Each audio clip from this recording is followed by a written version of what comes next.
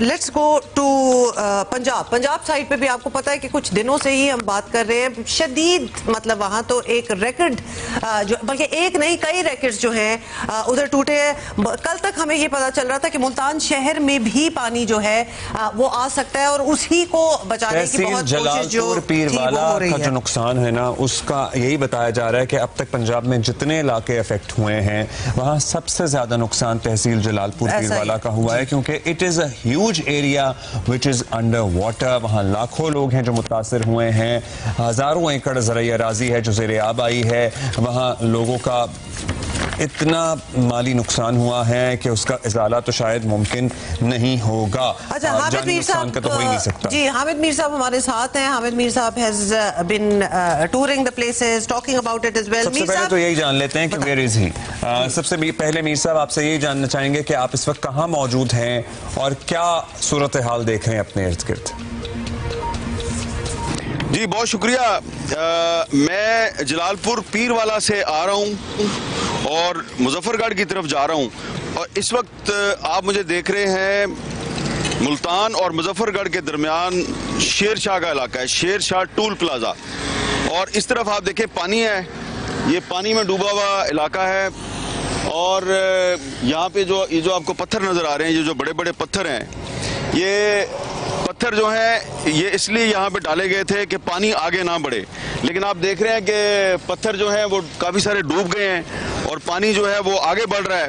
और जो पीछे आपको मेरे शेर शाह टूल प्लाजा नज़र आ रहा है, आप देख रहे हैं कि पानी जो है वो ये जो बंद बनाया गया है, इस बंद को क्रॉस करके उस जगह से बंद क्रॉस करके अब शेर शाह टूल प्लाजा को भी आहिस्ता आहिस्ता डुबो रहा है। इधर नजर आ रहा है पानी जो है अब शेर शाह टूल प्लाजा को भी डुबो रहा है आहिस्ता आहिस्ता।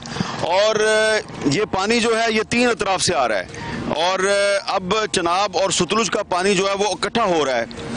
और मुल्तान के कुछ इलाके ऐसे हैं जहाँ पे चनाब और सतलुज के साथ रावी का पानी जो है वो भी इकट्ठा हो रहा है। और उस रावी के पानी ने पीछे शोरकोट के इलाके को भी काफ़ी नुकसान पहुँचाया है, खानेवाल और कबीरवाला के इलाके को भी काफ़ी नुकसान पहुँचाया। और अब चनाब और सतलुज का पानी जो है वो इकट्ठा होके तो ये जो पूरा साउथ पंजाब है इसने यहाँ पर बहुत तबाही मचाई है। और अब मैंने यहाँ से जाना है मुजफ्फरगढ़, और मुजफ्फरगढ़ से फिर मैं वापस कोशिश करूँगा कि शुजाबाद की तरफ भी जाऊँ, क्योंकि कल मैं जलालपुर पीरवाला में था और वहाँ शाम तक पानी की सतह बहुत बुलंद हो गई थी और वहाँ पे एक बहुत बड़ा इंसानी अलमिया जन्म ले रहा है। वहाँ पे हालात बहुत ख़राब हैं और अब मैं मुजफ्फरगढ़ और शुजाबाद की तरफ जा रहा हूँ और देखूंगा कि वहाँ पे क्या सूरत हाल है। अच्छा अमीर साहब, हम आपको देख भी रहे हैं और धूप भी है और इतना पानी भी है, सब कुछ हमें नजर आ रहा है। ये बताइएगा, जलालपुर पीरवाला से मुतालिक यही बताया जा रहा है कि यहाँ जैसी तबाही हुई है, मतलब हालिया दिनों में हमने काफी तबाहियां देखी हैं। आप गिलगित बल्तिस्तान की हम बात कर लें, केपी की बात कर लें, शुमाली पंजाब, हर जगह से बढ़कर तबाही यहाँ हुई है। इसकी क्या स्पेसिफिक क्या वजह आपको नजर आ रही है? देखें, ये जब मानसून शुरू हुआ था और तबाही का आगाज़ गिलगित बल्तिस्तान से हुआ, बहुत ज़्यादा वहाँ पे नुकसान हुआ।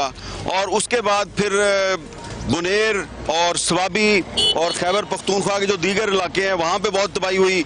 उन इलाकों का भी हमने विज़िट किया तो वहाँ पर ज़्यादा तबाही हुई थी। पहाड़ से जो पत्थर नीचे आए थे और जो कटे हुए दरख्त नीचे आए थे, उन्होंने ज़्यादा नुकसान पहुँचाया था।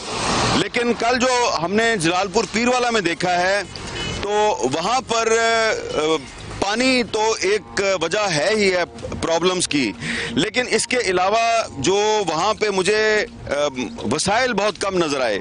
रियासत के पास या यानी जो मुकामी इंतज़ामिया थी उसके पास वसाइल बहुत कम थे।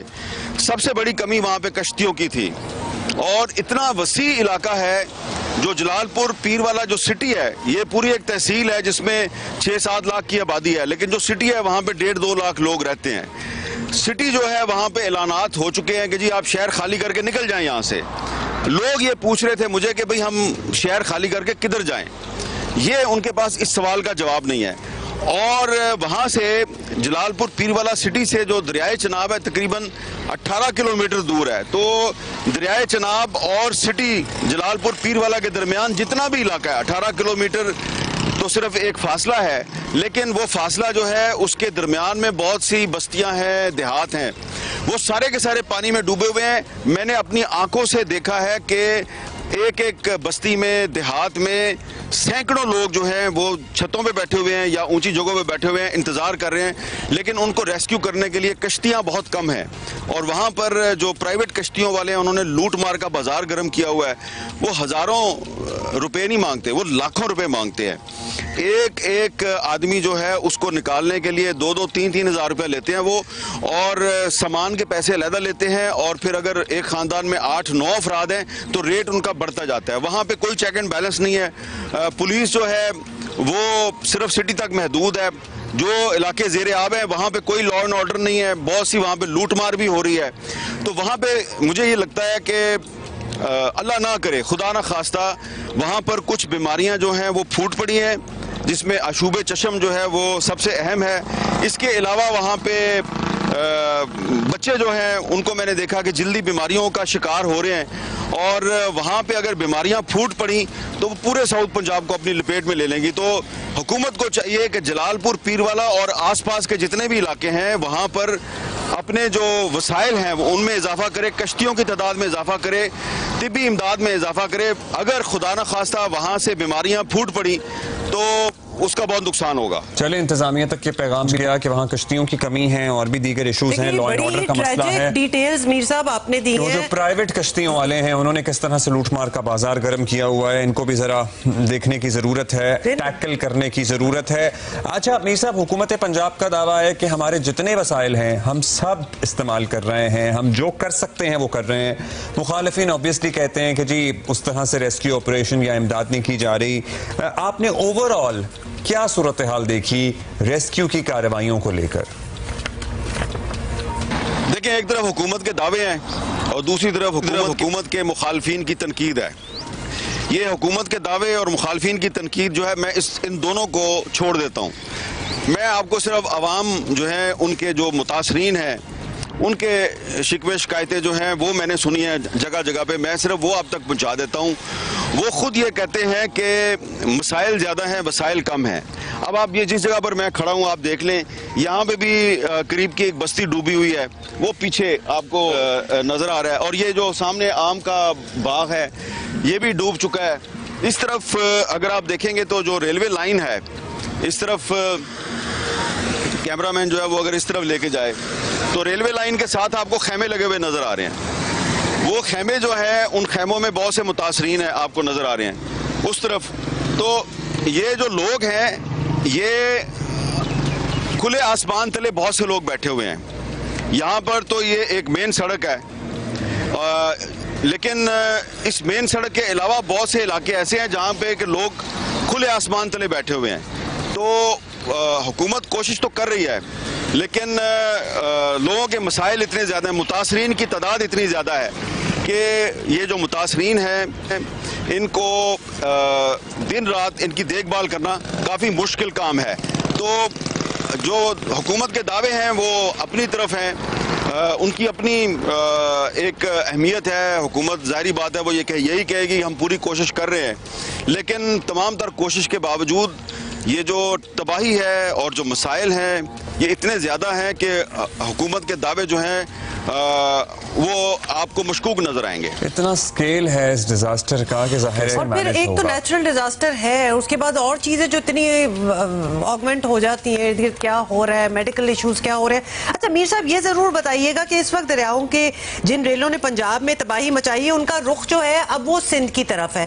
अब 2-3 साल पहले भी जब ये सूरत हाल बनी थी तो आपने इसी तरह ही फॉलो किया था कि कहाँ ज्यादा सैलाबी सूरत हाल है। आपके ओपिनियन में आपको क्या लग रहा है, अब ये सारा पानी जो सिंध का रुख कर रहा है तो क्या बारिशों की हमने देखा है कि वो जरा मध्यम सी पड़ गई हैं बारिशें भी, तो क्या पानी का बहाव जो डिजास्टर हम एक्सपेक्ट कर रहे हैं इंशाल्लाह सिंध में वो कम हो जाएगा? आपको कुछ ऐसा नजर आ रहा है? देखिए, जो असल मसला है वो ये है कि बारिशें भी हो रही हैं अभी तक और पीछे से भारत की तरफ से दरियाए सतलुज में और दरियाए रावी में पानी भी छोड़ा जा रहा है। तो वो जब बार बार पहले पानी रोकते हैं फिर पानी छोड़ते हैं तो उससे काफ़ी सारे प्रॉब्लम पैदा होते हैं। लेकिन अगर बारिशों का सिलसिला ना रुका तो मुझे लगता है कि सिंध में मसाइल पैदा हो सकते हैं। जो आप बात कर रहे हैं 2022 में जो सिंध में बहुत ज़्यादा सैलाब से तबाही हुई थी, तो मैं तकरीबन तमाम सिंध के जो सैलाबज़दा इलाके हैं वहाँ पे गया था और मैंने उनको विज़िट किया था। वहाँ पे ये था कि जो फासले थे वो इतने ज़्यादा नहीं थे। हम जब मिसाल के तौर पे दादू का एक इलाका मेहड़ है, तो वहाँ पे मैंने देखा कि ज़्यादा फासला था, लेकिन ज़्यादा फासला एक जगह से लेके और दूसरी जगह तक 3 से 4 किलोमीटर का फासला हम कश्ती में तय कर लेते थे।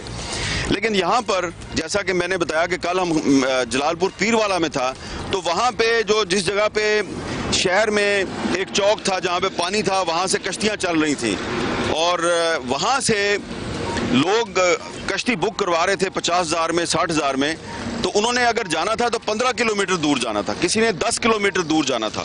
तो ये साउथ पंजाब में जो आफतज़दा इलाके हैं, जो सैलाबज़दा इलाके हैं, उनके फासले बहुत ज़्यादा हैं। सिंध में फासले कम थे, इसलिए लोगों को रेस्क्यू करने में ज़रा आसानी थी।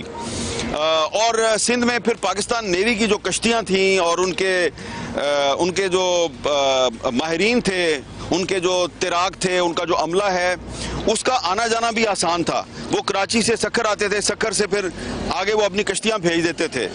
कराची से हैदराबाद आते थे, आगे कश्तियाँ भेज देते थे। साउथ पंजाब जो है वो काफ़ी दूर है सक्खर और हैदराबाद से और कराची से।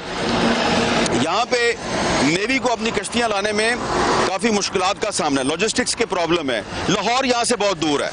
ये भी आपको एक बात जो है वो जहन में रखनी चाहिए कि अभी मुझे थोड़ी देर पहले एक प्रोविंशियल मिनिस्टर जो है पंजाब के, उन्होंने फ़ोन किया, जी आप कहाँ पे हैं? मैंने कहा जी मैं मुजफ्फरगढ़ की तरफ जा रहा हूँ। उन्होंने कहा अच्छा मैं फिर शेरशाह ब्रिज पे आता हूँ, वहाँ पे आपसे मुलाकात होती है। मैंने कहा जी मैं आपसे मुलाकात कर लूँगा, लेकिन मैं पहले मुजफ्फरगढ़ जाऊँगा, फिर मैं वापस आऊँगा। अगर आप यहाँ पे हुए मैं आपसे मिल लूँगा। उन्होंने कहा मैंने आपको बड़ा बताना है कि हम इधर क्या कर रहे हैं। मैंने कहा जी मुझे नज़र आ रहा है कि इधर आप क्या कर रहे हैं। उन्होंने कहा अच्छा मैंने वापस लाहौर भी जाना है। मैंने कहा आप शौक से जाएं, मैं आपका इंतज़ार तो नहीं कर सकता। तो ये मैंने आपको ये बात इसलिए बताई है कि यहाँ से, यानी कि ये मुल्तान का इलाका है, यहाँ से लाहौर बहुत दूर है। यहाँ से जलालपुर पीरवाला जो है 100 किलोमीटर आगे है, उसके आगे लियाकतपुर का इलाका है, उसके आगे अलीपुर का इलाका है, रहीम यार खान के करीब। ये सारे इलाके डूबे हुए हैं। रहीम यार खान यहाँ से जाना जो है ये बड़ा मुश्किल है, इसलिए कि 300 किलोमीटर दूर है, कम से कम 3-3.5 घंटे लगेंगे। इधर से मैं मुजफ्फरगढ़ जा रहा हूँ, मुझे 1 घंटा लगेगा। ये बहुत बड़ा इलाका है और लाहौर यहाँ से बहुत दूर है, तो वहाँ से इमदाद आने में और कराची से इमदाद आने में बड़ा प्रॉब्लम है। तो ये पानी जब जाएगा आगे की तरफ और साथ में बारिशें भी होंगी और भारत भी सैलाब छोड़ता रहेगा, तो यहाँ से सिर्फ सैलाब का पानी सिंध नहीं जाएगा, यहाँ से बीमारियाँ भी ट्रैवल करेंगी। इसलिए मेरी दुआ है कि अल्लाह ताला साउथ पंजाब को और सिंध को मजीद तबाही से बचाए। जी दुआ तो हम सबकी। अमीर साहब thank you for your time. आप पूरे ये एरियाज विजिट कर रहे हैं, आपकी बातों से हमें यही सेंस मिला कि एक बहुत ही वसी रकबा है, एक बहुत ही वसी रकबा है। और ये जो प्राइवेट कश्तियों और इनके कारोबार वाली बात है ना, ये बड़ी अलार्मिंग है। सबसे ज्यादा इसलिए लगी है बिकॉज इसमें तो आप बचा सकते हैं ना, आप कर सकते हैं कि कोई इंसानी मदद की खातिर ही मदद कर दें आप, मतलब हेल्प देम आउट। सिचुएशन नजर आ रही है, बाकी तो कुदरती आफतें हैं ना। और जितनी बड़ी आफत है, पंजाब के जितने अजला मुतासिर हैं, अगर नहीं है हमारे पीडीएमए के पास या रेस्क्यू के पास इतनी कश्तियां, तो पाकिस्तान नेवी से मदद लें और navy I am sure would do something. That's what Mir साहब वाज सेइंग कि वो लॉजिस्टिकल वुड डू समथिंग के मतलब ठीक है पहुंचने में मुश्किल है, लेकिन पहुंच तो सकती हैं कश्तियां कराची और नेवी के दीगर इलाकों से।